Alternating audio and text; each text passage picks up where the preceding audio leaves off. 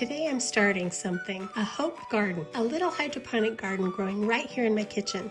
Welcome back to Two Again, where we talk about new beginnings even later in life. A Hope Garden is the name of this little countertop hydroponic system. I'll be sharing our journey as this little garden grows, from planting to harvest and everything in between. Let me start by saying this video is not sponsored. My husband gave me this little garden for Christmas this past year. I love the idea of growing something called a Hope Garden right here in the heart of our home. Every time I walk into the kitchen, I see this little garden thriving, and that feels like encouragement. This garden is a hydroponic garden, which means it grows plants using water instead of soil.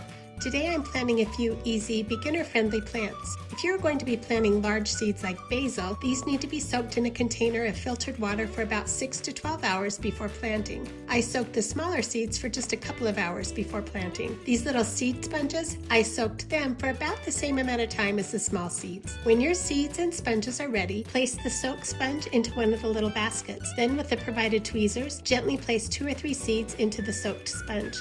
Put these into the little holes, then place a pod label on top. These labels will help prevent the sponges from developing mold or algae. For the small seeds, occasionally mist them with a small amount of filtered water to keep them moist. Next, fill your water tank with filtered water. You can see the water level through the water level window. Place the grow domes on top, connect it to power, and turn your garden on and select whatever it is you are planting. I'm doing vegetables, but there is also a flower option. The grow light will automatically shut off after so many hours and then turn back on in the morning. After the seeds germinate, remove the grow domes and add the nutrients to your water tank.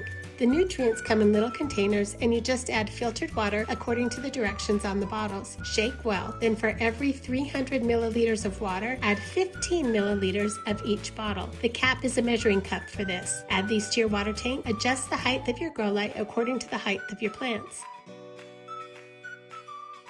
If you're interested in more videos on kitchen gardening, check out our video on how to grow microgreens. I'll link it in the description box below. Those taste so fresh and yummy in a nice salad. They're also pretty amazing in a smoothie. Subscribe and follow along as our garden grows, and tell me what you'd love to grow in your hydroponic garden. And we'll see you next time.